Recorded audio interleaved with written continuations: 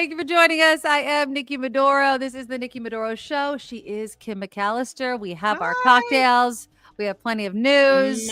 Thank you all. My cocktail is coming. Your cocktail's coming. David, hurry up. Mhm. Thank you for joining us, you guys. As always, we appreciate you guys being here. Hello to everybody and all the new people that have joined. We are 100% crowdfunded, so click the thumbs up. If you have not subscribed, please hit the subscribe button. We appreciate you guys so much. And in the show notes are all the ways to support the show. Patreon, we love you, PayPal people. And of course, the super chat and the super stickers are alive and well. And we have to give a thank you right at the beginning, Kim. Daniel D. What? And Lori above the bar, thank you for passing it along. Oh, $35 donation to nice. start off the show. Daniel D., one of the kindest people I have the pleasure of knowing. Yeah. Lori, thank you for always passing it along. Daniel is so sweet. And Lori, Red Jack Saloon in San Francisco. It is the most awesome bar ever. You have to go in there. You can get the Maduro Mule, the Kimikaze, and the Martini from the Mark Thompson show. So, and that supports the show as well. So Do they still have those in there? I don't know. Lori, let us know. I'm assuming she wouldn't take it down. It's maybe. I mean, maybe it it's loves us. Its purpose, but that Kimikaze, boy, that's a good drink. It is. I love mine. I love mine because that's what I'm drinking almost nearly every day. So, you know, if you get it, it's basically vodka or bourbon, club soda, and ginger beer. That's my drink. Check out the Red Jack Saloon on Bay Street. There you go. It is a great bar and it's so much fun. So go check it out. And thank you guys for all your support and for being here every day. We have a lot to get to. I do want to talk. I want to talk about Jake Tapper's book that he did with the Axios reporter. It's called Original Sin. I have such conflicting feelings about it. And it's kind of what do we do now as we head toward the midterms and the next presidential election? Yeah. Obviously, we're going to touch on the budget and a bunch of other things. But this is also my last day. Cheers to hopefully. It looks like this is some kind of. What is it? Strawberry margarita. It's a strawberry margarita. Dang, you get all fancy in your house. Served to me by my 11-year-old. That's high class over there. Go down to the store and get mommy a pack of cigarettes. That's you how know, when I was a kid, I would make my dad his drink. I just don't. I've never done that. My husband has made the kids get him a beer out of the fridge, but I have a cocktail. I've never made my kid make a cocktail. I think that's it's a generational thing. You know what I mean? It's a total generational thing, I feel like. I have my best friend growing up. Her mom used to give us $5 or however much and send us down to the corner store and ask us to bring her back her pack of cigarettes and we could each get a popsicle as well. I thought you were going to say you can each get a cigarette. No. She'd get us a popsicle, but then we'd go down and we'd ask for the cigarettes and they'd give it to us. You, right? Yeah. Especially if you have a note from your parents saying it's for them. Right. This is way back, not anymore, but way back in my day. Yeah. I mean, that was also the days of the cigarette machines. You know, kids could get cigarettes because if you had the change and you rushed in, I used to, as a smoker, as a teenage smoker, I would do it. I was a teenage smoker. And so I would just load it up and get my cigarettes and smoke my Marlboro Reds. Oh, God. Yeah, awful. I know my daughter's like coughing in the background. She cannot even imagine me smoking now, but that's just awful. Oh, that's my husband acting like that. Exactly. Also, tomorrow, my daughter has her driving test. Kim and I were talking before the show started. She's acting, and as we're thinking positively that she's going to pass her test. But Kim, you were saying, because I was saying, she's going to pass, but if she doesn't, then she's just not ready. In a couple of weeks, we'll get it. But I was saying, and everybody's told me, and I read it online, that the driving test person, they want you to pass. They just want to make sure that you're safe and you follow the rules. They're not trying to trick you. They're just drive, follow the rules of the road. And Kim's like, nope, no, not for me. Have you ever heard, there's a story in every city. There's always the a-hole at the DMV, and you never want to get the a-hole for your driver's test. I got the a-hole at the Capitola DMV. Drink, he's yelling. And I did not pass the first time. And there was these divots, like these, I think I've told the story before. There, as you pass, there's like a that you're bump supposed to slow down for. Yeah, he said you have to stop for them. And when I slowed instead of stopped, perhaps I didn't slow enough to his liking, but he said you're supposed to stop, like treat it like a stop sign. And it was right, like maybe a block or two from the Capitola DMV. And that's as far as I got. And Yeah. I had to I go back. mean, I ended up passing the second time, but I don't think it's true they want you to pass. I I think don't they're even trying to trick you because I would hate to be, if that was my job.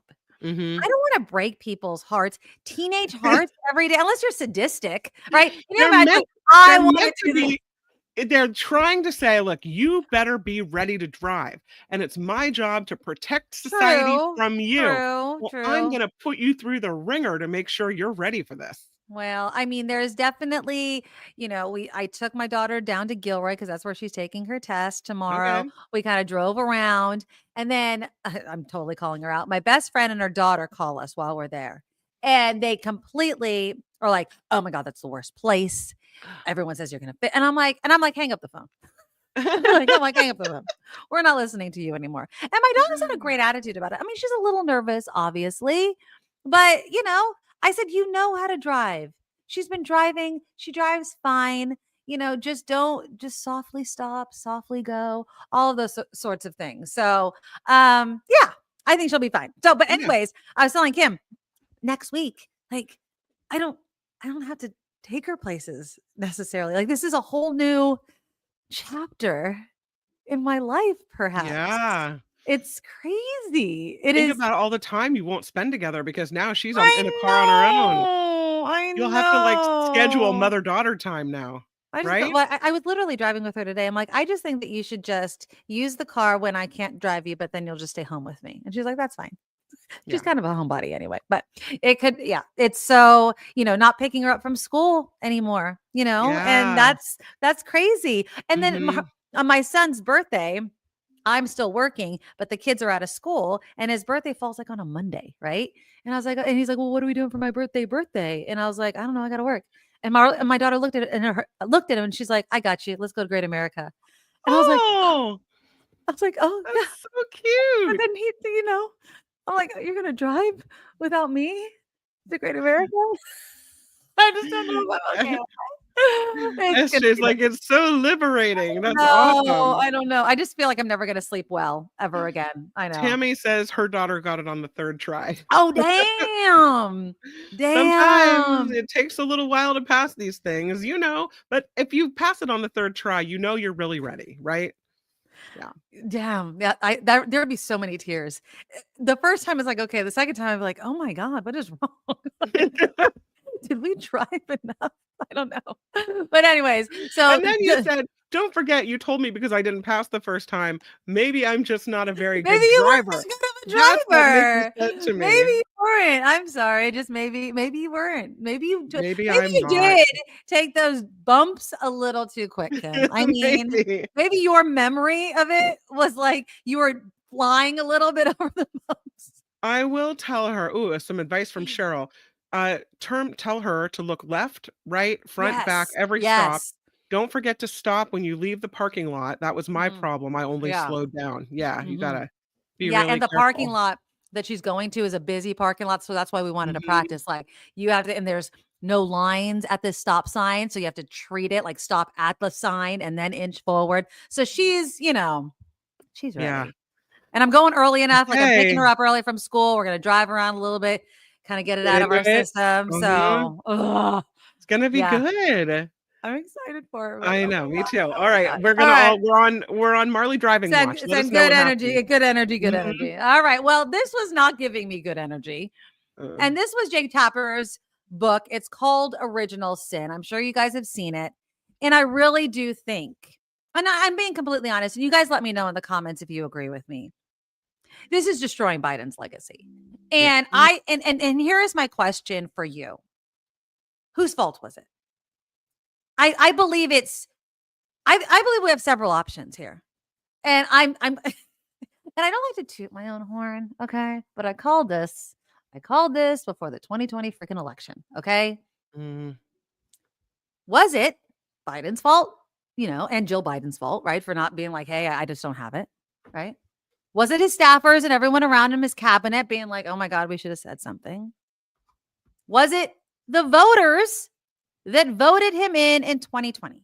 Because you know what I keep thinking about, Kim? I keep looking at Bernie frickin' Sanders. Mm-hmm. I keep looking at Bernie Sanders, who everyone said was robbed in 2016 from getting the nomination. And look how spry that guy is looking. Now, again, he didn't have the presidency, and that does age you, right? So Bernie has had the benefit of not having to be president. So who knows what his health would be like if he had to go through the stress of a presidency. But this guy is going around the country, holding these rallies, speaking off the cuff. You know, it makes many Democrats and liberals and progressives wonder, what the were we thinking? And I said it when we made Biden the nominee for 2020. I was like, what are we doing? He's old. And I said it when we were on KGO with Chip. And I was so confident.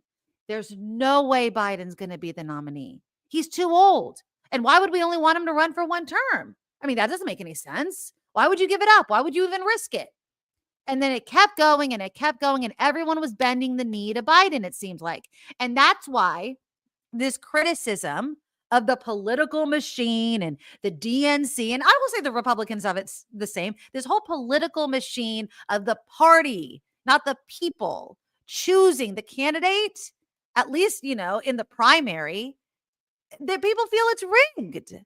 And so I just feel conflicted now with Jake Tapper's book coming out and his question of what was the original sin. So I'm going to play a couple of clips for you here. Okay.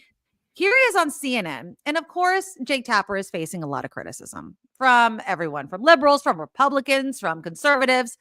And I do think it's justified. So here's my first clip of Jake Tapper. Here we go. A lot of people. What do you think of conservatives now criticizing you and the media in general for how President Biden was covered during his administration? I think some of the criticism is fair, to be honest, of me. Certainly, I'm not going to speak for anybody else. But knowing then what I know now, I look back at my coverage during the Biden years, and I did cover some of these issues, but not enough. I look back on it with humility. What we learned through our reporting is that starting in around 2019, 2020, there were two Bidens. There was a Biden that was perfectly workable, serviceable, seemed fine. And then there was a non-functioning one that couldn't come up with names of top aides, that would lose his train of thought to an alarming degree.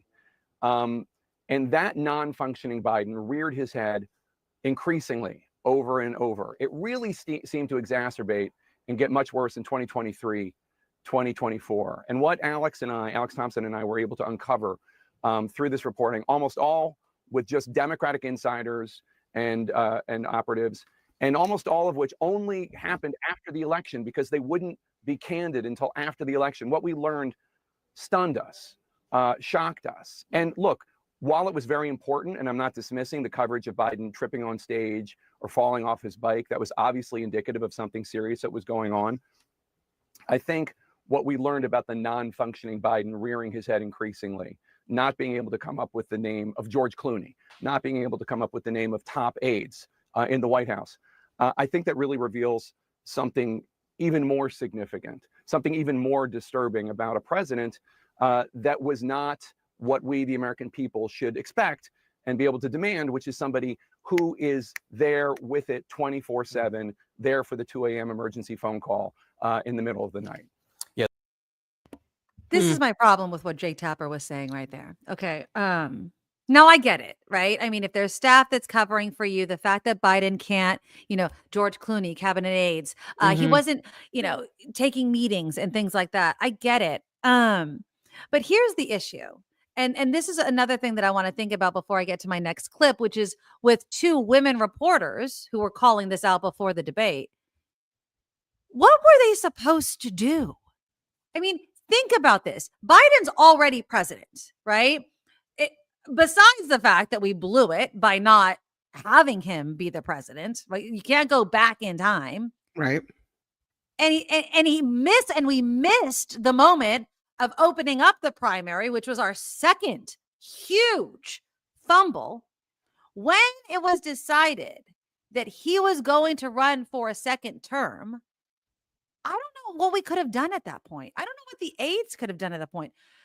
Donald Trump there was no Republican that was going to challenge him. No. I think that I really think that the Democrats thought that Donald Trump was not going to be the nominee. And so it wasn't going to be this existential threat again. You know what I mean?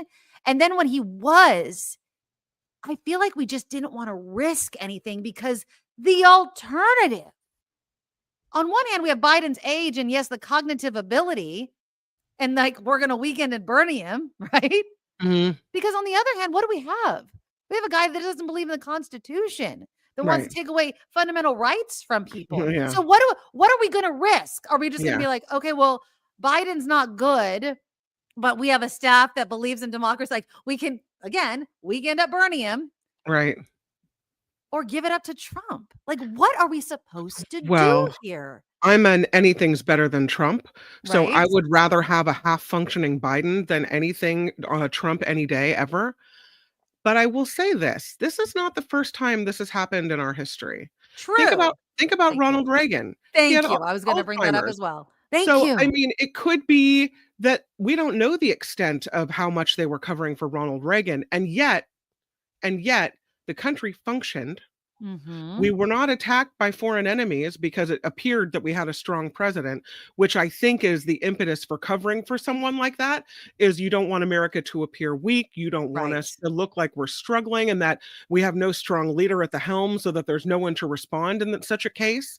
But so we had Reagan, who suffered from Alzheimer's. We had Roosevelt. They covered it up. He was in a wheelchair, right? They didn't want us to look weak, what have you. This is not the first time. Was it right that he ran again? There were polls saying he was the only one that could beat Trump. And as we now know, all of us, some of us knew before the election, and some of us, it took the election for us to figure out that not having Trump sitting where he's sitting at all costs was probably pretty important. Yeah. You know, they're talking about suspending habeas corpus, right? They're talking about birthright citizenship. You know what I mean? Sure, if I have to abide by the Constitution, I'll have my lawyers look into it. What? I don't know if I have to listen to the courts. Well, maybe generally we listen to the courts. What? Okay, so we're at a place that I never ever saw us going to as far as trashing our Constitution, which is America.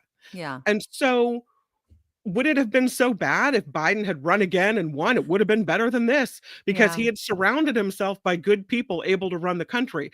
Do I want a strong president who's able to speak to the American people, to be a good communicator, to make the decisions, to, you know, in a time of crisis, to appear before us all and put us at ease, to face our enemies squarely and say, you know, this is America and we won't back down? All of that, yes, that's what I want. Yeah. But I still believe that a partially functioning Biden is better than what we have now.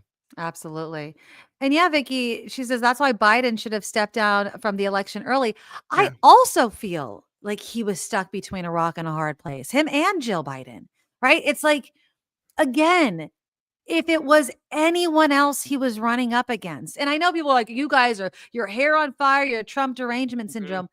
Look at what is going on. Yeah. These are real threats to the fundamental way we run our country under attack. Our Constitution. A guy looks at the Declaration of Independence and really has no understanding of it whatsoever. That's what we're talking about. So whether it's Biden or his cabinet and staffers or even the American public that wanted to vote for a Democrat, what were we supposed to do? Now, should we have listened earlier? Here's Jake Tapper. Now, I'm also going to say this. Now, I get Jake Tapper, and I will give credit where credit is due. I'm glad that someone with a platform like Jake Tapper on CNN is writing a book and getting it out there, especially because it's really going to resonate with people. We're talking about it and whatever. Can we pull back a little, Jake? These two women that I'm going to play for you right now, they were the ones that were talking way before Jake. Just listen to how he tries to include himself a little bit in it. It's like, dude, let the women have their moment, because yes, you wrote a book, but they're the one that put their ass on the line and everyone was vilifying them. So this is Jake Tapper talking to two reporters who before the debate was saying, dude, this guy, he's not okay. And they were vilified for it. Here we go.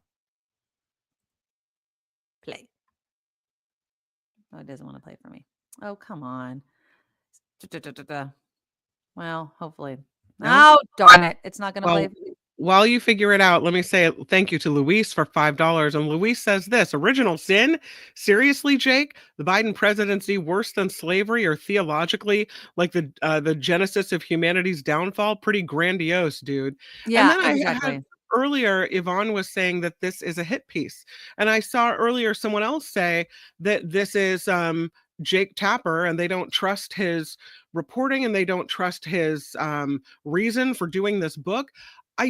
I don't know. I mean, I don't think Jake Tapper comes out with a hit piece. I think the thinking that went into this book and the look back at what happened there is probably pretty realistic. I mean, what reason would Jake Tapper have to come out and do some hit piece on Biden? It doesn't make sense to me. Well, he only talked to yeah. Democrats. He only talked to Democratic insiders. That's Mhm. it. So it's Democrats that are, I guess, cannibalizing their own, Well, right? it was about the Democrats that covered for him, right? All the people surrounding the president at that time that knew what was happening and somehow covered for him, didn't say anything, didn't make it known. And it was kind of swept under the rug, like, this is our leader and we're just going to rally around and protect and support. And of course, like everything, and the Republicans do this too, they're only talking after the election Mhm. because God forbid, and that's why I want to play these women. God forbid you put your ass on the line, right? God forbid while you're in there, you call out the person in power. But okay, so these are the two women that had called him out, and they're kind of talking about what they saw. It's very clear that people that were close to the president were aware of his shortcomings, and they took all sorts of steps to prevent those shortcomings from being widely viewed by the American people. And you can call that spin. There's a number of words that you can use to describe what that is. In our reporting, we just tried to show that the president was not doing press conferences. And we had some similar reporting that he was not interacting very often with key cabinet secretaries, for us, including Janet Yellen, who is Secretary of Treasury at a time when there was inflation. So we were really, we just tried to describe, what we saw when we didn't give it a label, Yeah, and Siobhan, slowly but surely, Democratic people, especially ones that want to be president in 2028, are starting to say things, not as much as the three of us will say, despite the fact that it doesn't help us in terms of reading our mentions. Shut up. But Pete Buttigieg was asked by, I think, Adam Wren of Politico, would Democrats be better off if Biden had not run? And he said maybe. Earlier today, also to Politico, Senator Chris Murphy was asked if Biden experienced cognitive decline as president, and Chris Murphy said, there's no doubt about it. The debate is whether it was enough that it compromised his ability to act as chief executive. How far do you think a Democrat to get the nomination is going to be able to go to earn the respect of people who saw what the three of us are acknowledging? Like, obviously this happened, versus alienating the Democratic faithful who blow up our mentions? And I want to end it right there because this is the question moving forward. What do Democrats do now that this book and this conversation and this acknowledgement, right? What everybody's been saying is being basically acknowledged. And it's not hard to believe, obviously. Now where do we go? What do the Democrats do with this information moving forward? Because I think that there is an opportunity here to make it work for the Democrats and against the Republicans. How so? One, you have to own it. I do think the Democrats do this well. And what they need to do is to stop making excuses for why they covered for the president. Own it. Just like I said, what was the effing alternative? Look at where we are right now. Say it. Say exactly what we're saying. It was better than him. Look at what's going on. Look what happened in the first 90 days. This is what we were trying to avoid. Was it right? We had a very competent vice president. We're not saying it's right.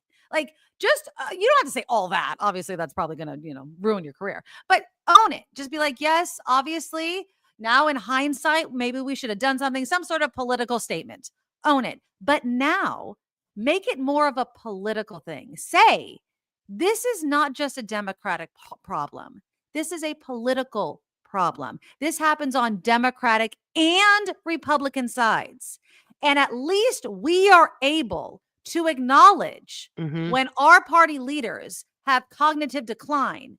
When will the Republicans do the same? And then every single time Trump rambles on nonsense and says that he claims to make up words, call it out.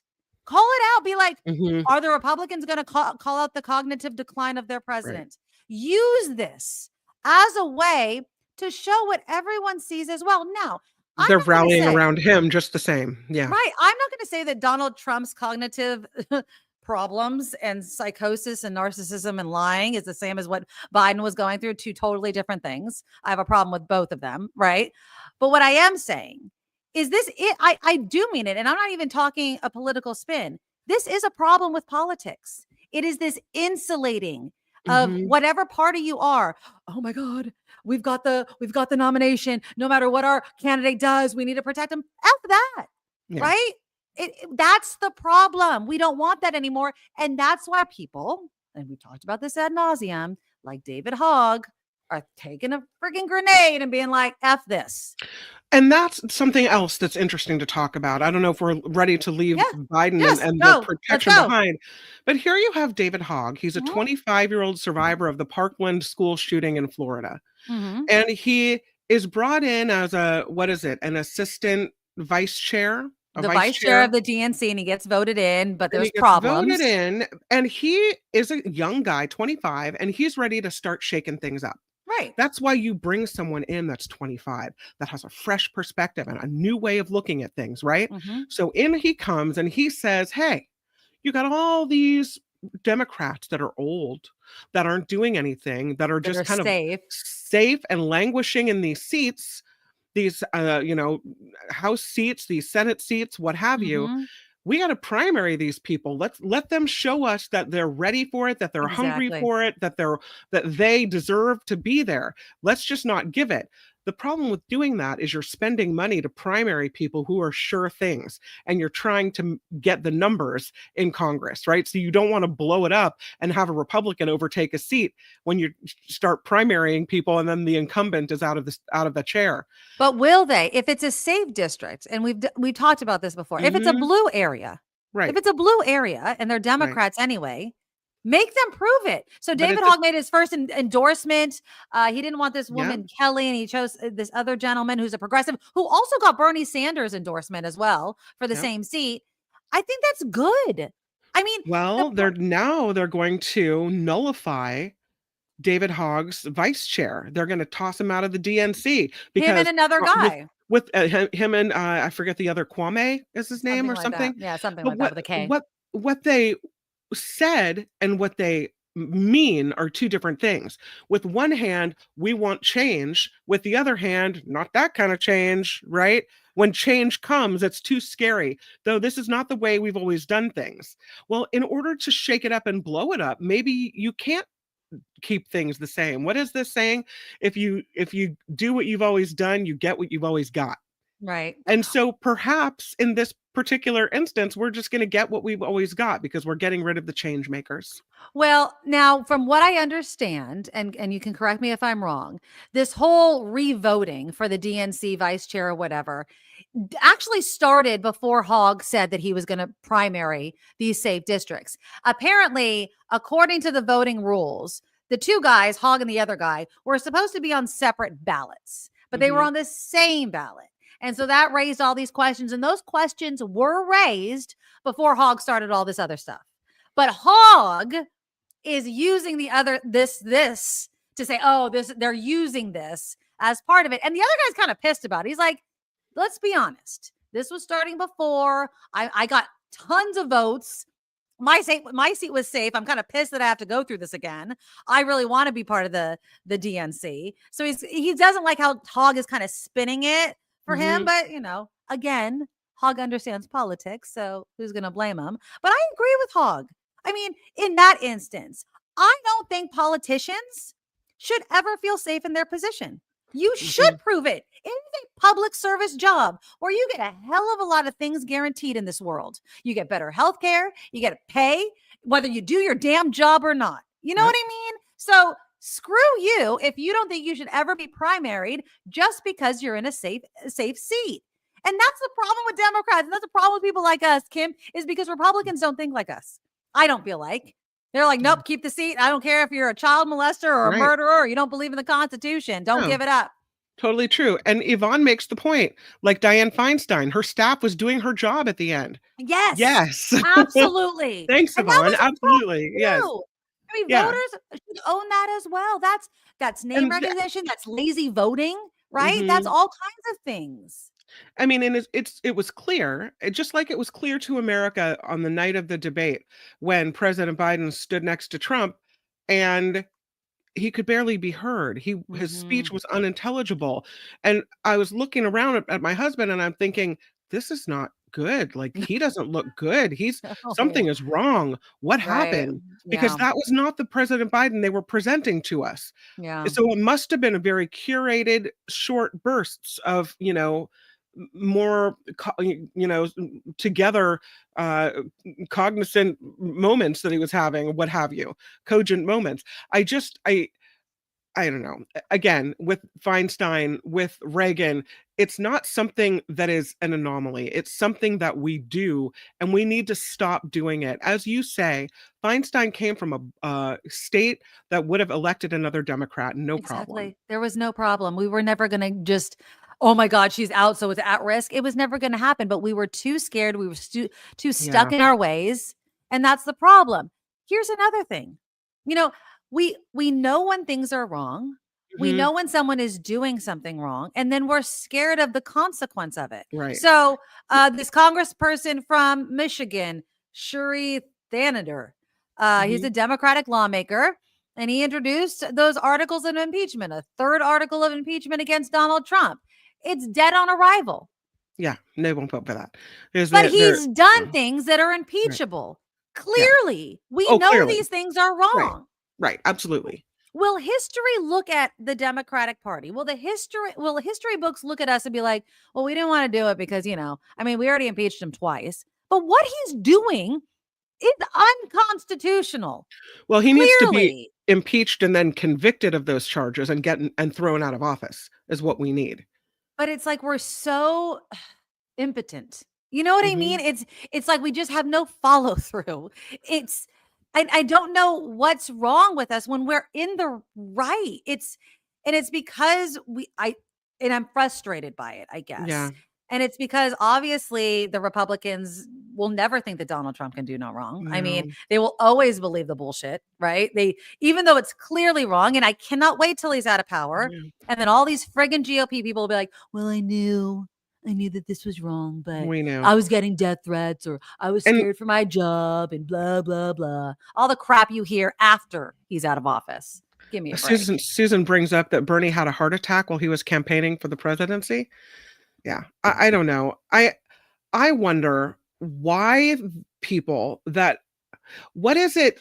And maybe you have more experience with people that are older than I do, like older and going through stuff. But why is it that President Biden was so anti handing the reins over to Kamala Harris? Why did he not want to drop out? Why could he not see that he was not up to the task? Why did Senator Feinstein fight it like that? Right. Why do they dig in their heels and hold on? Do they think that if probably they admit, but I mean, they have to realize, they have to know that the people around them are the ones carrying the water for them, are the ones doing the work. It has to be ego. I mean, what else is it? Because obviously, fear of admitting that you're old now and your mind is going. Is it fear of not being able to know your wife's name? Maybe it's fear. I mean, I think that some people need to work or they think that they're going to die, but that's not putting your country before your party or yourself. And we talked about this before. It's also not training the next generation to take your place. And that's the problem with both parties. I mean, Otherwise, we end up with people like Marjorie Taylor Greene, which I think the best news, of course, is that she's not running again. Thank God. The worst news will be if she's running with somebody for like president or something. I think she says she's going to run for governor or whatever. But thank God, Marjorie Taylor Greene. Hopefully, we're going to be hearing the last of her. But if you don't train the next generation to come up behind you, Dianne Feinstein, rest in peace, and others, what are you leaving your party? What are you leaving? And you also can't properly legislate because you're behind the times. You need the younger people. Your staffers are basically doing it for you. Yeah. It's done. What are you doing for the people that you represent? Exactly. The people that you owe your job to, the people that you promised to be there for. Exactly. So people are answering the question. I saw denial. Yeah, teacher Lori said denial. Vicky reminds us old people, you're not getting my car keys, right? That lack of independence and the feeling of fear of checking out, right, into old age. I don't know, but there has to be, given that we've seen this happen so many times, there should be some type of system by which we can deal with this, because we've seen it over and over again. But I mean, it's hard. I mean, let's even look on the conservative side, and I hate to do it. I mean, not that I want another Donald Trump 2.0, but it's not as if he's bringing up anybody. Donald Trump thinks there's only him and him alone. He doesn't give two rats' asses about who comes out after him. He doesn't even really want to give his endorsement to JD Vance. You know what I mean? Right now he's pitting JD Vance against Marco Rubio, like setting him up for he doesn't even like Marco Rubio. You know what I mean? So it's not like any party is different than the other. I don't think either party is doing well in this instance, but we do need, and I'm also going to say this. I was thinking about this the other day when we were, because we were discussing last week the conversation of what if we're in that bubble and what side is waking up or are we asleep, like both of the, and I think John, you had mentioned that we're in the minority, and maybe you're right, maybe we're wrong. I think that neither of us can get an accurate assessment, right, when you're in the middle of it. But as Gen Z starts growing up and starts, making videos and how we know the internet works, I always look at these channels and I look at these people and I look at like Newsmax and OAN and I look at these people and I go, I really can't believe they believe in this bullshit, right? You know what I think they believe in is the almighty dollar, right? Yeah. It pays, and this is my theory. You guys can buy it or not. It pays to be a conservative commentator, right? It doesn't necessarily, at least it hasn't in the past, maybe it will in the future. It doesn't pay as much to speak, the truth. It's boring, right? It's easy to lead with fear, right? The Democrats are coming for your, the transgenders are doing this, you know what I mean? Like, it's easy to talk the nonsense that Republicans do because it's based in complete nonsense, right? It's fear-based. It's all of that sort of stuff. And I know I'm being biased when I say this, versus the rational, like, calm down. They're just two men that want to get married, or it's just a cake, or who cares what the gender is? Just say they, right? Like, that's boring versus this conservative Republican right wing screaming hair on fire, but we're not the snowflakes over here commentator. And I think that Gen Z understand that intimately. And that's my fear, is that they're going to look at it and be like, I might not believe in this bullshit, but I'll make money off of it. Yep. And I'll make TikToks and I'll join OAN and Newsmax and I'll put on my makeup and I'll look beautiful or I'll look handsome and I'll make tons of money. And I don't give a shit if it's ruining democracy. I'll blow the whole damn thing up. Look at the people that are in the White House. Those people don't care. They don't care that they're not pressing the president on any of the issues that matter. They're watching the resistance. What the fuck does that mean? What is the resistance? Define the resistance. You know what I mean? That's what makes me scared, is this whole influencer internet type of, again, finding news, right? And the money to be made there. Money corrupts not only politics, but commentating.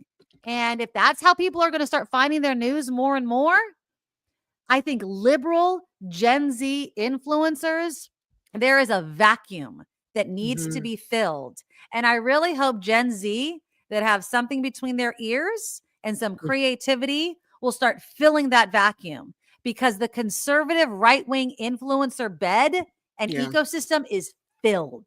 It is is filled. overflowing But with I people think who know that- how to I do think it. most of those conservative people, most of the people that work for Fox might be in it for the money, but the crazies at OAN and the crazies that are now invited into the White House as influencers and podcasters, I think they're nuts. They drank the Kool-Aid. They believe this stuff. And they don't understand the way journalism works. They're just Well, there that's to for be like, sure. oh, we love what you're doing. Keep doing it. Let me ask you this question. How can you be so wonderful? Like, that's not why you're there. You're there to hold the Right. people to politicians to account on behalf of the United States electorate. That's why you're there. Yeah. But that's not why they're there anymore. They really and truly believe this stuff. And I think Yeah. that's almost even scarier than I think people that, I doing mean, it for the money, right? yeah, I I'm don't sure know. that there is a large, Yeah. I'm sure it's both things, right? I'm sure there are Mhm. people that are totally off their rocker, but I also Yeah. think that there's opportunists. I mean, Yeah. honestly, if I didn't give two rats butts about politics or where this country was going, and Yeah. all I cared about was money, where do you think I would go? Honestly, fear, anger, that Mhm. pays on the internet. Not trying to put ideas out there, but I'm not, breaking new ground here, How right? do you live with yourself, though?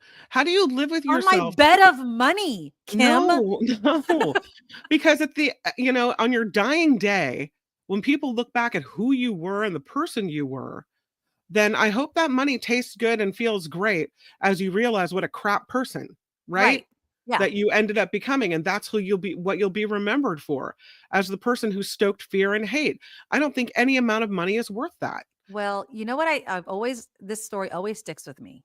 And, not that I like to speak ill of the dead, but Rush Limbaugh got his start in Sacramento at a station that Yep. I started out, KFBK. Mm-hmm. And one of a colleague that we both know knew him very, very well.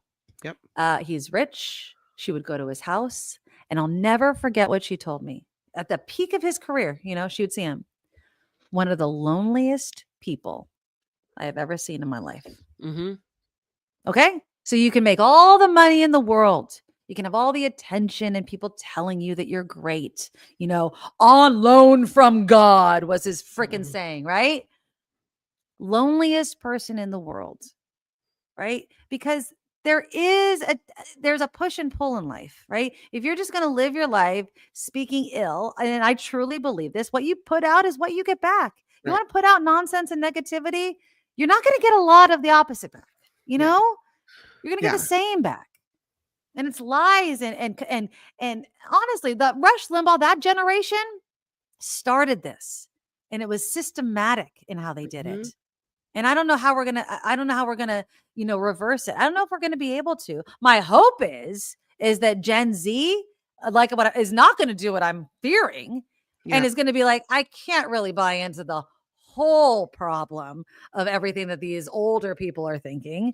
Maybe they'll exploit some of it, but I don't know. Some of the younger liberal YouTube hosts that I tend to kind of get fed by YouTube, it seems like they fall into that, and I know you have to fall into the clickbait, right? Like, Right. look at the shocking thing that Trump did today. Of course. And then it takes them 5 hours to get to the thing that wasn't so shocking after all. Yeah. And there's enough shocking there that, we don't really need to lie about it.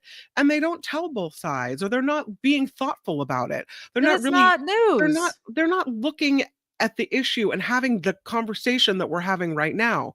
They're looking at what's going to get me clicks and, what's going to attract the people that will come. And that's it.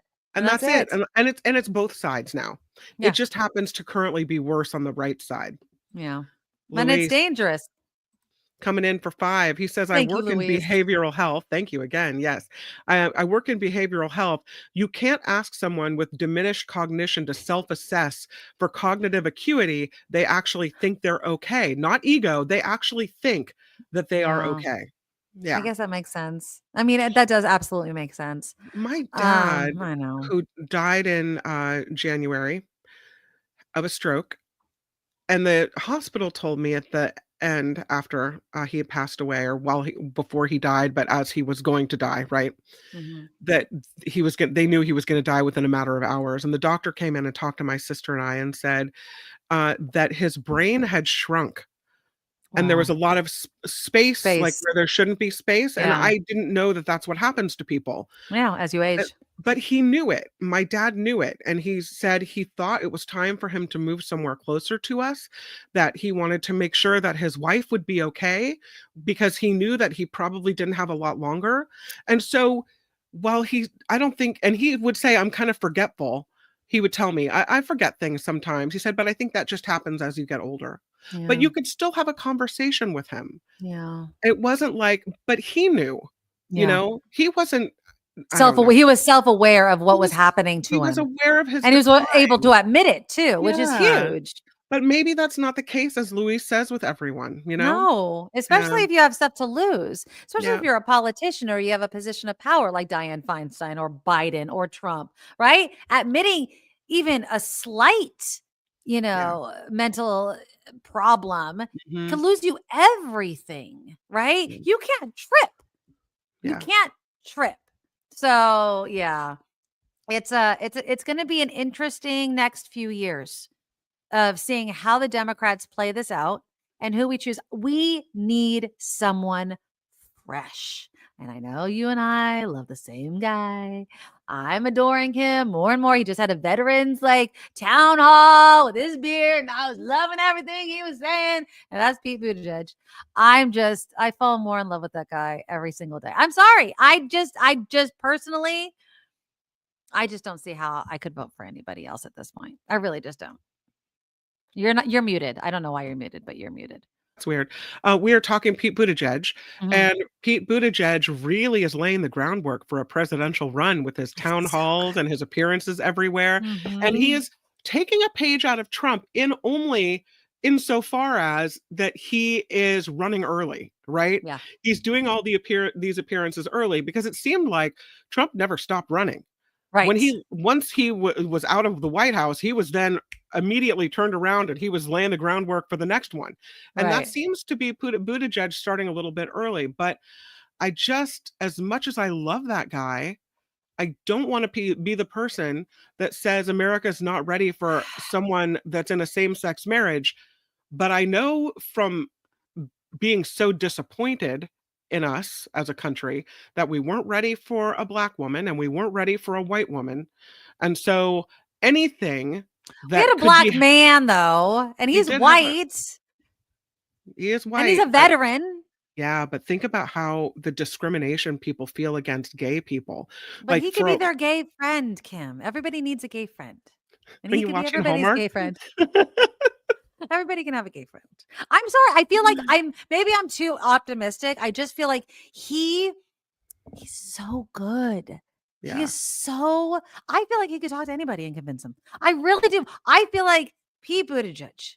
I feel like if he sat down with Trump and convince him, he is so effing good. I adore him. He has a way of speaking and saying things that cut right to the heart of it and make you really think. He is amazing. He's an amazing person. He has served this country with honor. He is a good guy. He's one of the good guys. But as Cheryl says, we have to be really careful about our next candidate. So who are you guys thinking? Honestly. It has to be. I want to kick myself. I want to kick my own ass for saying this. It's got to be a white dude. It's got to be obviously Pete's a white dude. It's got to be a white Christian. It's got to be a white Christian guy.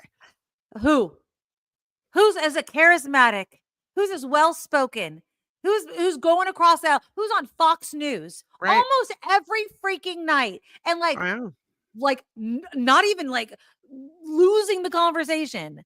I'm sorry. I feel like, no, just like I was right about 2016. Damn it. I'm still say Pete. I still say Pete. I said Pete in 2016 too. I'm sorry. Or 2020. I said Pete. No. I think Pete's great, but he'll not play where we needed. We live in America, lady. Straight white dude to win. I think he can go to those areas. Was Trump. Yeah. I think he can go to those areas and convince people. That's what I'm saying. I think he can go to those areas and he can convince those people. I think Pete Buttigieg is that good. I do. Vanessa says, I don't think a gay candidate will be viable until all the boomers are gone. You know, That's there's a lot of years sad, isn't it? before here in 2028. Mhm. You know, a lot of people are going to die between then and now and then. Not to be dark, but Yeah. he's a veteran. He's been doing these town halls. I think a lot of people, I know maybe I'm in my bubble, John, don't get me wrong, but a lot of people are having buyer's remorse for a second term Mhm. because of everything that's been happening with the economy and blinking on China and what the hell was that all about, right? So Mhm. all of this crap, and let's just see what happens over the next several years. Let's see what happens during the midterms. Andy Bashir, Kentucky. I don't know. I don't know. No. I just like Yeah. Pete, and I'm going to maintain it. Maybe I'm naive. No, I like him too. I just think there's so much at stake. Now we see what the other side is capable of, and now that Trump has, But who are they going to put up? Who are they going to Well, put up that Pete can't beat? Who? what if it's, I mean, the people that voted for Trump, I was reading a study, I think it was done by CBS News. They don't have buyer's remorse. That Yeah, but most who are they going to put up though? They have most to put people, somebody when else up. asked, would vote for him again, even though they don't necessarily like what he's done. He's And so if old though. They're if not going to they put him again. if they like the whole MAGA Trump thing, and the MAGA flag and torch is passed to Vance or passed to Rubio, then they will likely rally behind those individuals as well. And then somebody like Vance, who I don't trust at all. The guy has changed his identity so many times. He's like a chameleon. Like, you don't even know who he is. He doesn't let people know. Like Pete Buttigieg, you know who that guy is. Yeah. JD Vance, you really have no idea what a slippery sucker. If there's was ever a Manchurian candidate, like that's it. Anyway, I feel like in a debate, there's just no effing way. They won't care. They'll see MAGA and they'll be like, that's my guy. We don't care. That's it. Well, we don't care. But you have to take out of the equation there's people that are MAGA for Trump. Okay? Like, I think you're giving way too much weight to the MAGA carrying over to every candidate. So you think it's Trump. See, Yeah. I look at Trump as a symptom of what was already brewing. Then underneath. why didn't they vote for anybody else? Why did it have to be Trump? Why didn't any other candidate do? Do you want to know why? Because nobody else but Trump could have won. Why didn't they put up any other candidate? Well, If Trump any other came candidate up could with have the won. whole. Trump came up with the whole MAGA thing. You know, he was the angriest. He was the orneriest. He was the one that looks like he didn't really care what he said or who So judged why did he him just for throw it. his support behind another candidate for the last election? Why not? I Why did think he have to do it? I think whoever they pass the MAGA flag to becomes the next ugliest, nastiest MAGA candidate and picks up right where Trump left off. Not if Trump that's passes away possible. before 2028. I think that if Trump passes away before 2028, Mhm. I think that also throws a whole wrench into the plan. Right. I think that MAGA is loving Trump. I think that is way Mm. more of a love affair than MAGA loving the Republican Party. I think the Republican Party is a mess. The Republican Party is a mess Well, without Trump's pressure. There's MAGA and then there's Republicans.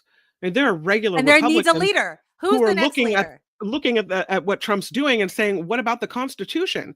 There are true patriotic Republicans and true patriotic Democrats, and then there's MAGA. And that's a whole different thing. They're just masquerading as Republicans. I feel where Trump goes. So I at least feel this. This is at the very least. I think when Trump leaves, there is going to be a significant diminished part of MAGA. Like they're going to be like, okay, because then the Republican Party is going to be in turmoil.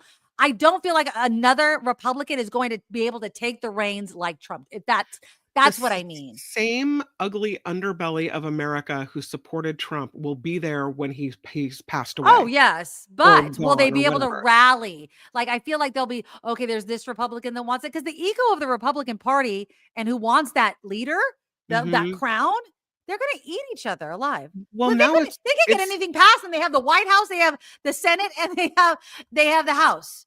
And they can't get anything passed without Trump being like, I'm going to freaking primary you if you don't pass Right. what I want. Yeah, They threatening.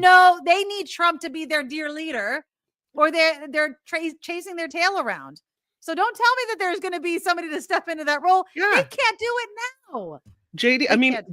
there's going to be someone that steps into Trump's role and is as threatening and as nasty and as, vile as he is. And those MAGA people that love Trump will support that person just the same. I don't know. I hope not. I hope you're I wrong. hope not either. I hope you're wrong. Wouldn't it be nice to think that all of the nastiness in this country would evaporate when he's out of office or when he's, I old, still too think it's old all or wrapped whatever? up with him. I do. I think that he, for some reason, has this lock on people. I just don't see it. I hope I'm right. I hope you're wrong, because God, the Republican Party needs a good wash. You know what I mean? Like, Mhm. figure out what the F you guys are again, because you're not for smaller government. You want to be all up in our business, right?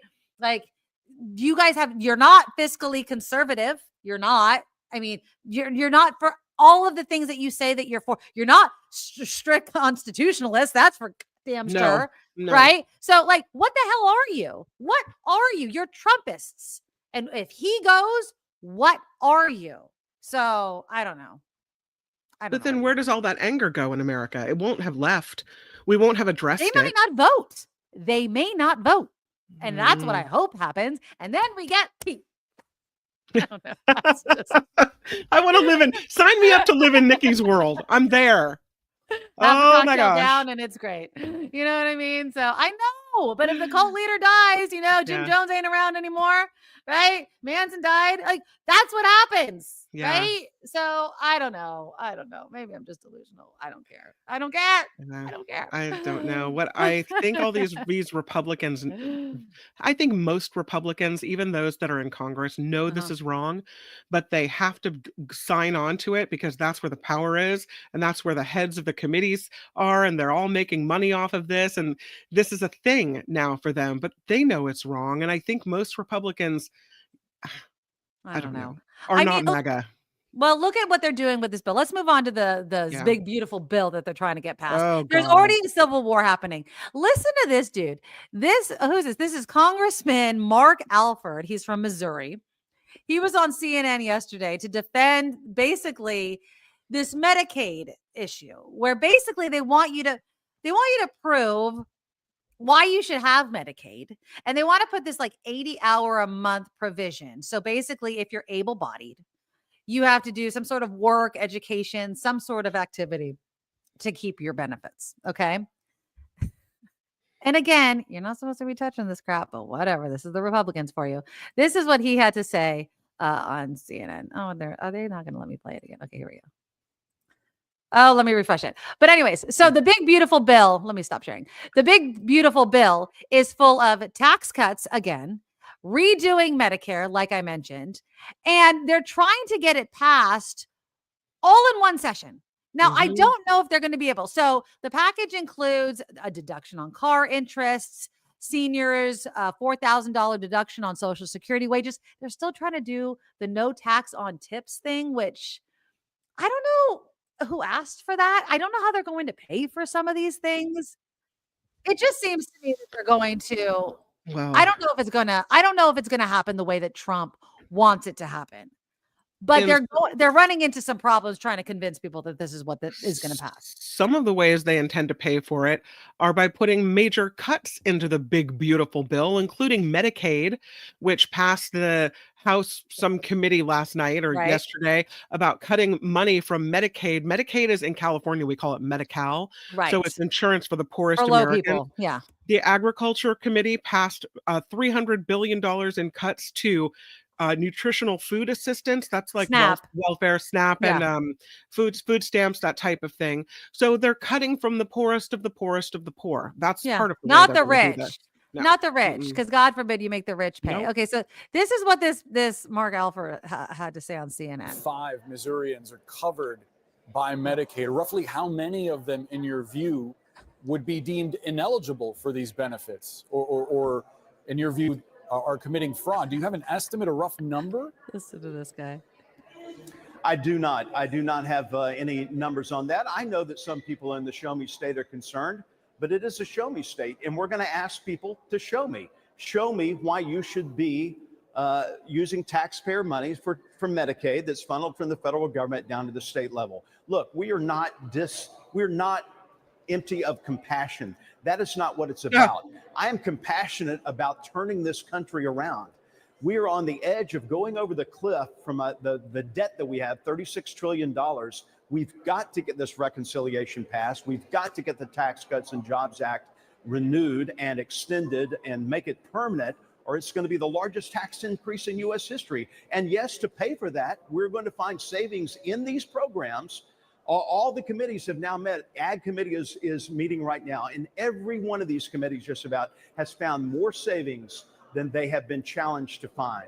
That's because the waste, abuse, and fraud is real. It's time to end that. It's time to do the right thing for the American people. Congressman, there may be waste and fraud, but the reason that I ask you for an estimate is because it seems like ultimately people that may have legitimate claims are going to wind up losing their benefits. It's already estimated that there are thousands of people. It's already estimated by your state that there are thousands of people who are eligible for Medicaid that aren't receiving The legitimate people, Boris? Yes, sir. Yes, sir. These are documents put out by your state. Yes.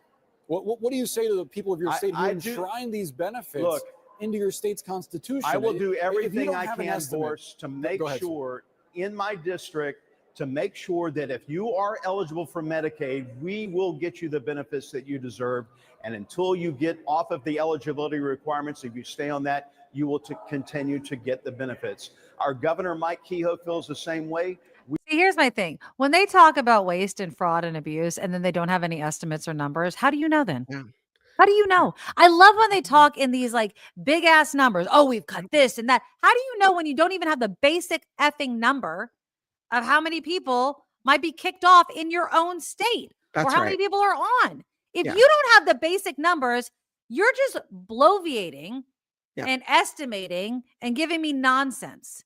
You it's have bullshit. No information. You come with no numbers. You come with no homework being done. No. You come to class unprepared.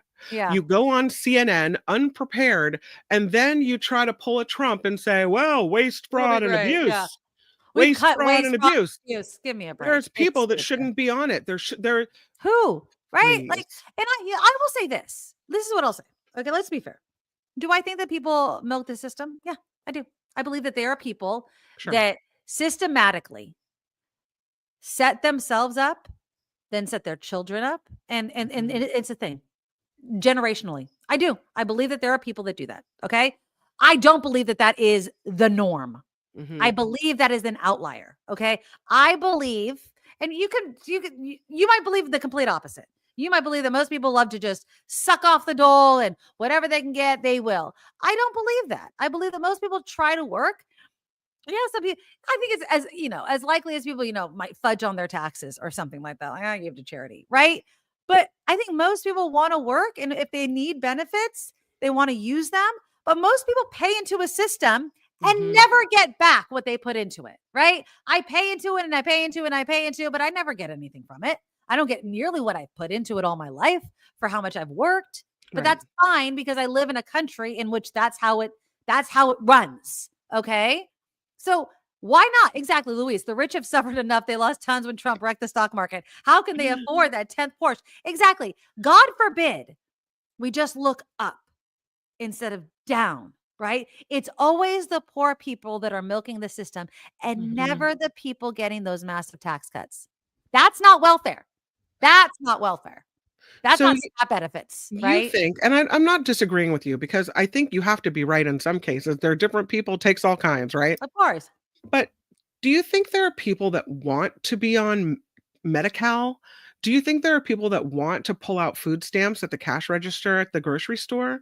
I think there's people that don't have a problem doing it. Let me just say that. It seems to me that if I needed such assistance, I would be so glad it was there so my children would be fed. But also, it might be a little embarrassing to go have to do that. And I would try to work as hard as I could to make sure that I was off of that as soon as possible. I mean, maybe it's me not understanding what it's like to have that happen and be in that situation. Thank goodness. I'm grateful. But I would imagine that it's not that there's not waste, fraud, or abuse, but that it probably isn't very prevalent. Am I wrong? Mm. Maybe I'm I just mean, out of obviously I touch. can't. I mean, I'm Yeah. literally just I don't have the numbers either. I don't have the numbers, Mhm. but I would never sit here and say people don't do this. Okay? Mhm. I believe that there's obviously people that probably are of low don't have a lot of money, right? And so they obviously live on government assistance. Mhm. And the way that the government assistance is set up is that if you get a job and you make a little bit more money, then you're off the assistance. But then perhaps if you get a job, it's not enough to pay your rent. So you have to stay below that level. And Yeah. so then that creates a system in which you're just going to stay below that level so that because there's no opportunities or there's something like that. And so that creates kind of this mentality perhaps. Mhm. Does that make sense? I'm Yeah. not saying these are terrible people, but Mhm. with the cost of living going up across this country and wages not keeping up, it's basic math. Right. And I'm not trying to give people excuses. I mean, people need to educate themselves. They need to move around. But life's hard. And I don't think that the government fully understands that and expects things to change just like that for people Mhm. because they're rich and they don't experience it. Do I Yeah. think that politicians like that guy Alford, the show me state, you show me you live off the average wage of your state. Have some skin in the game. You're a politician, you live Mhm. just like the average person in your state. You have the healthcare system of the average person in your state. That Yeah. way, when they get better, you get better. How about that? That would at least make me think that they're working for all of their constituents instead of just the ones that can pay them with super PACs and all this dark money and all this other stuff. Because that's what's the problem with politics is I don't think that a lot of politicians even understand the consequences of some of their votes. Oh, show me that you deserve Medicaid. F you. Do you even understand what life is like out there? Mhm. The job opportunities or how much rent costs, in addition to how much a car costs or how far I have to drive to get to a job that would even pay me enough to get that rent. There is such a disconnect, I feel like, between politicians and the people that they are supposed to represent sometimes that how are they even supposed to vote on that or have any faith as a voter that they're thinking of what's best for you?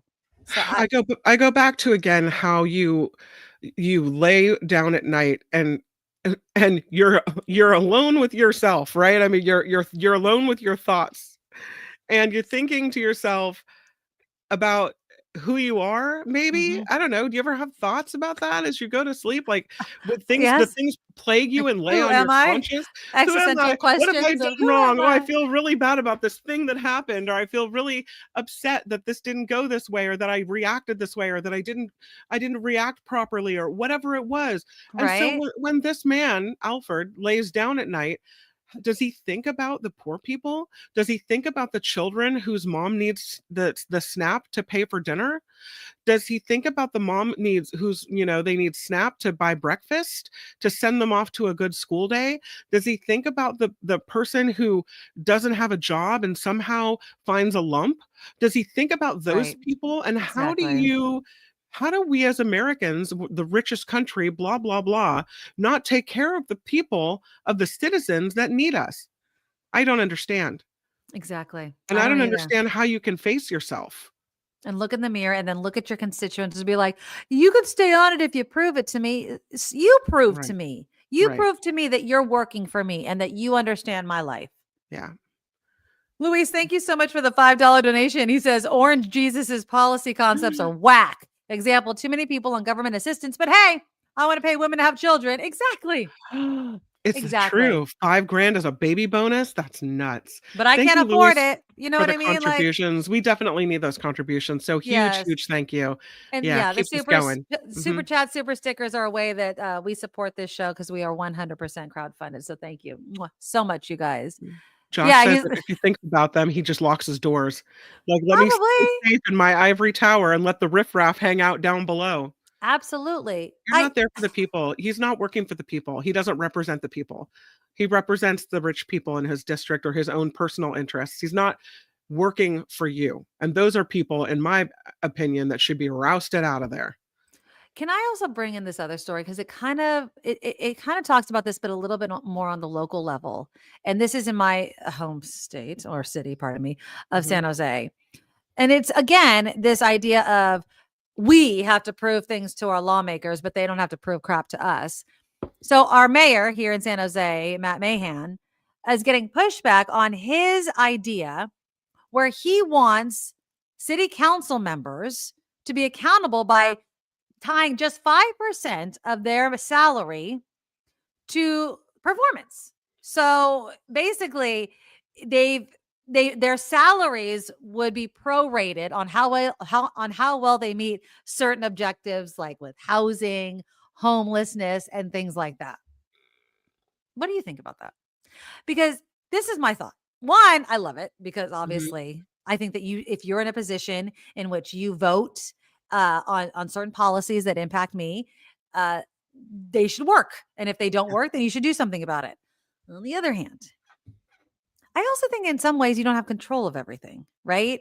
Especially as a city council member. I could vote all I want for homelessness programs, opening shelters and all that sort of stuff. I can't control whether or not when they go out there and say, hey, you need to go to the shelter, if those people are going to be like, I'm going to go.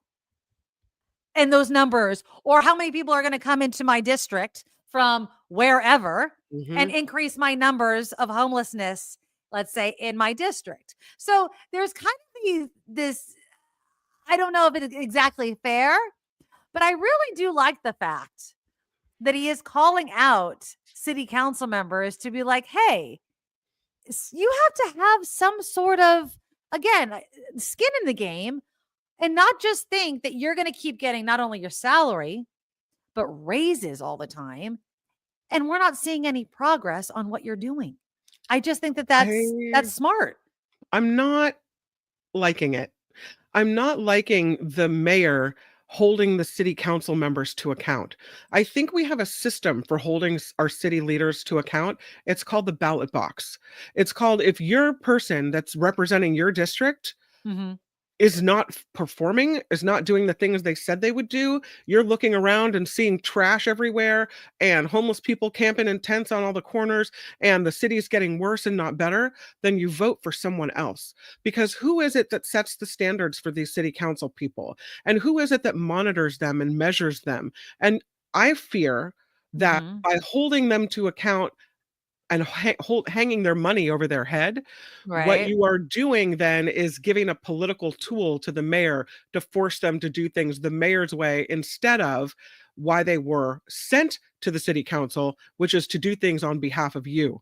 So yeah, but he's not a strong mayor, like the city manager and all that sort of stuff. Well, then so it's not like who's the one that sets the standards to hold these city council people to account? Well, there would be certain performance. So apparently there'd be some sort of performance metric that would have to be in place. So I'm assuming they would all have to agree on some sort of performance metric that would be set up. There would be, he said the target goals would be set out in these scorecards. Could be the type of criteria they would use to evaluate performance. And that would be up to a city council debate.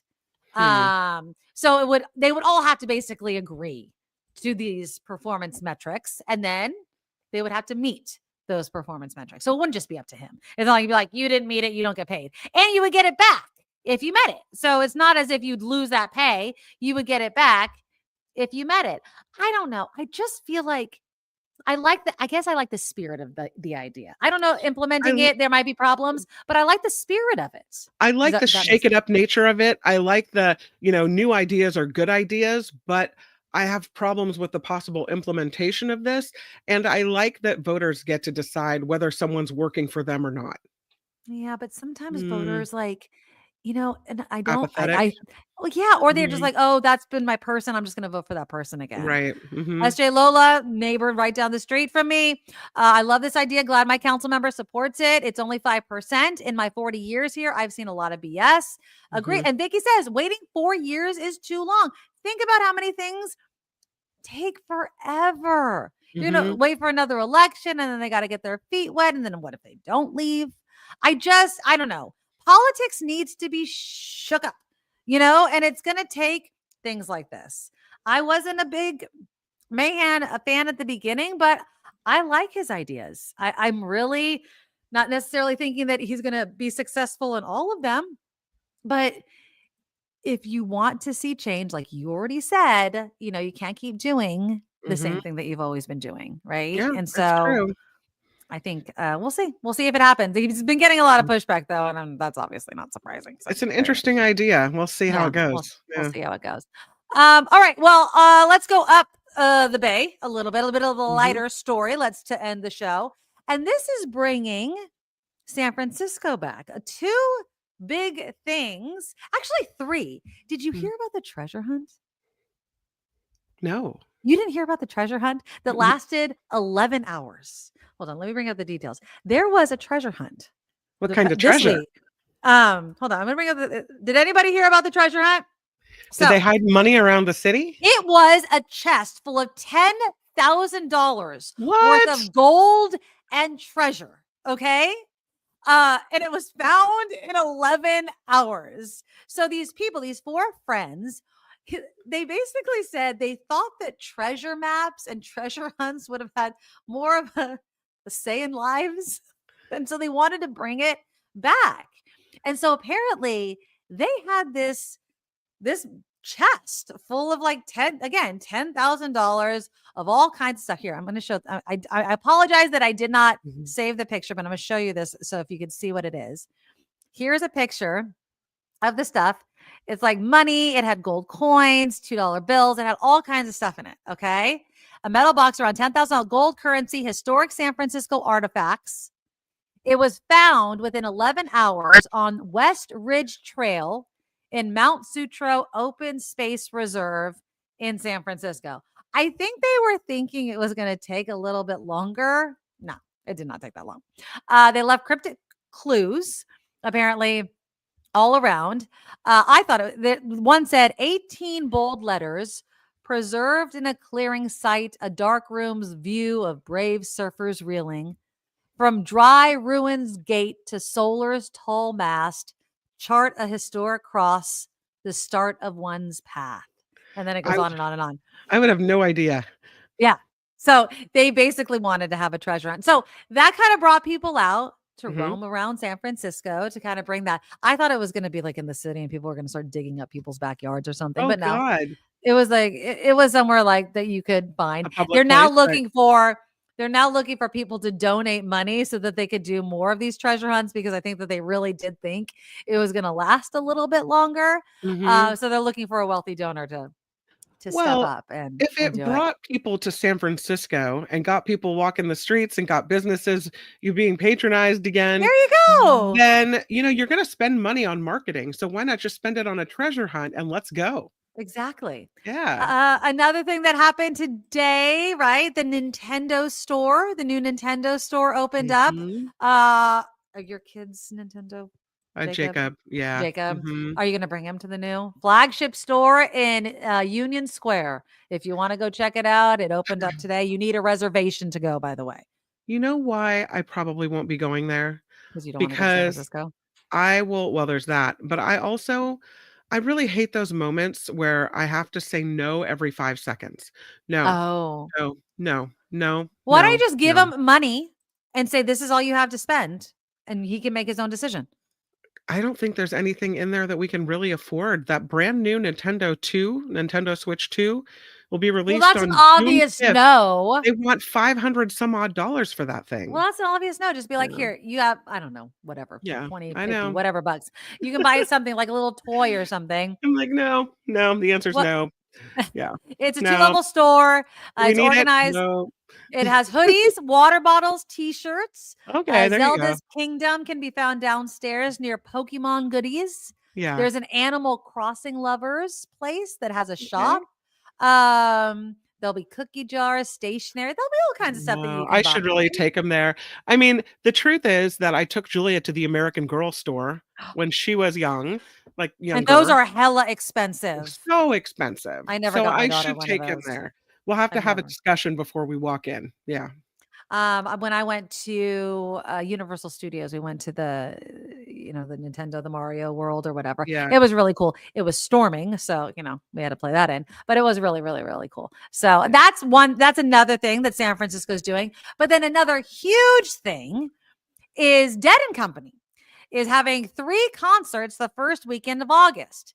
Now, this again, of course, is having on the back of Outside Lands, and then Zach Bryan and Kings of Leon are also in October. So that's 3 huge events, concert events that are happening in August. And apparently some of the people that live around there, not very happy about all of these events. The president of the Planning Association for the Richmond said that her group was surprised and disappointed to learn about the Dead & Company concerts because they're basically saying, like, this is way too much. There's not going to be any sort of like breathing room in between the events. But Daniel Lurie, the new mayor of San Francisco, he says the economic benefits generated by the concert would extend to the small businesses, like you said, hotels, restaurants, merchants around Golden Gate Park. And then another supervisor said, we need high-profile concerts like the iconic Grateful Dead to attract people from around the world to San Francisco. Doing so would show others that our city is coming back and is the place to be. Well, okay. I can get behind those things. That's good. I mean, is it going to be enough? It's our Bay Area city. We want it to thrive. We want our economy to be good. Right. So go visit the Red Jack Saloon. Yeah, exactly.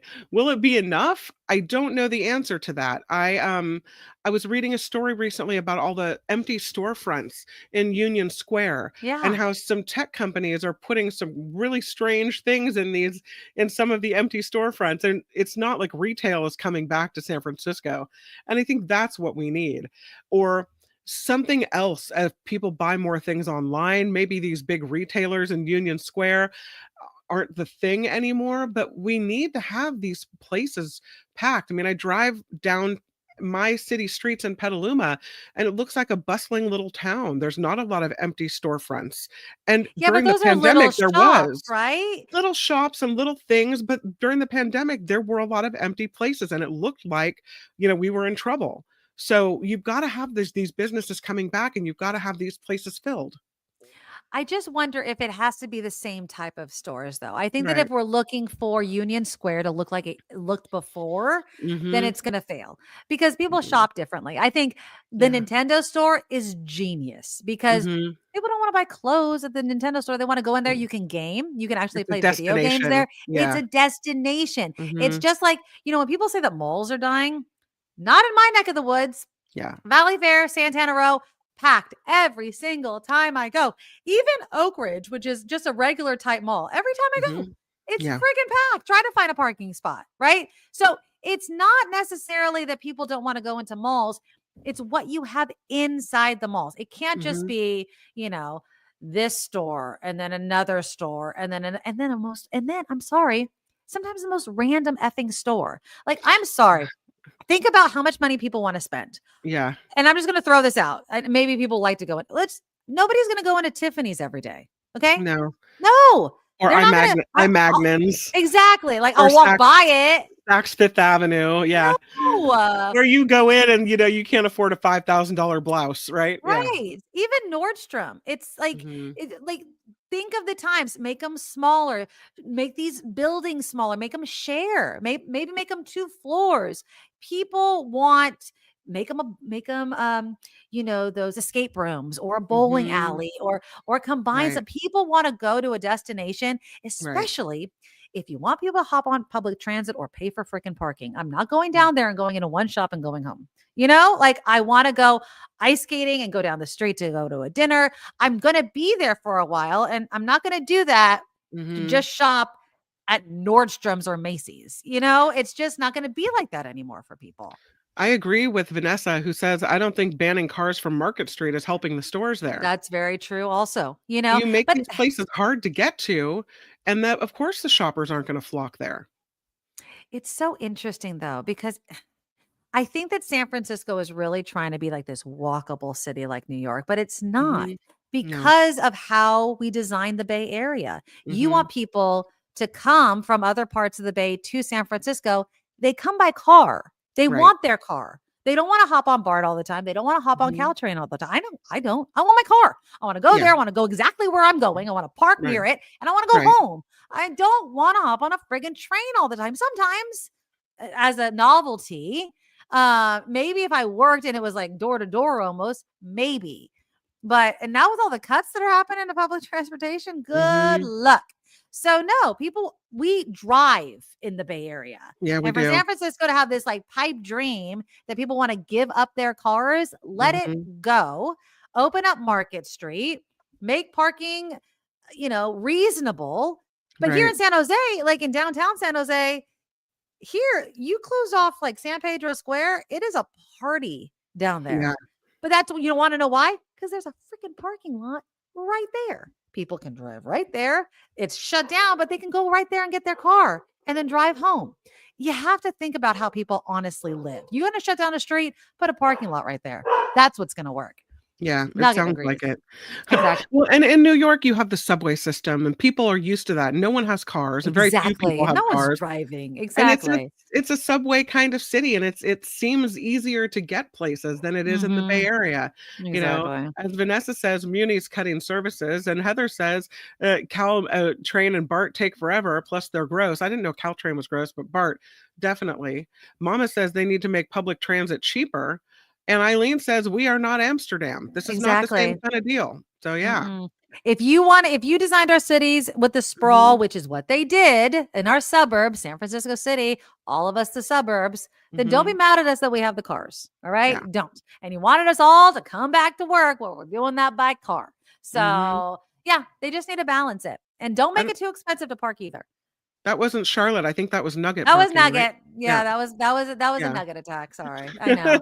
And Vinny's is like, who can afford anything anymore? Well, like I mentioned earlier before the show, the tariffs with China, you know what I mean? They're apparently on hold for 90 days. So we'll see what that happens. But it's never a dull time in America under the Trump administration. Luis with a triple threat. Oh, 5, 10, love 15 you. he comes in with. Thank you so much. You guys let's do more thank yous. Let's start at the top because Daniel was so generous with the $35 donation. Daniel, Lori above the bar. Go check her out at the Red Jack Saloon. It's an amazing bar. If you're going to go visit San Francisco and check out all the new stuff, go visit the Red Jack Saloon. You don't have to get one of our beverages, but the martini, the kamikaze, and the Maduro Mule are delicious. So go check them out, but just go to the bar and support them. They're amazing, and they've been huge supporters of our show. So please check them out. Louise, you've been a huge supporter today. Thank you, thank you, thank you. 5, another 5, another 5. Louise, you're just awesome. So thank you guys so much for supporting us. Another way to support the show, of course, is by subscribing and sharing the show with your friends and by going to antitabbies.com. Oh, and I forgot to write down the name, but somebody wrote in the comments on YouTube that they absolutely love Auntie Tabby's barbecue sauce because it's not too spicy. And I'm sending her a message and I'm letting her know that you said that because she's going to love it. So check it out. It's perfect for barbecue season. It's perfect all year long, of course. But if you go there, use the coupon code NICKKIM, NIKKIM. You get 10% off every single time you order. And it's just delicious. And not only does she donate a portion to the show, she also donates a portion to kids in Jamaica. She's from Jamaica. This is actually a Jamaican barbecue sauce. So it's very authentic. So go check it out at antitabbies.com. All right, you guys, we love you guys so very much. We will be back here next Thursday, live at 5. Tell your friends. It's going to be a grand old time. Take care of each other. I'll tell you if Marley passes tomorrow. Bye. We might have a new driver. Mwah. Bye. Nikki, you're all so awesome. You're proud, like a beautiful blossom. You're also the best. I really can't rest. You're all so awesome. Wow. Okay.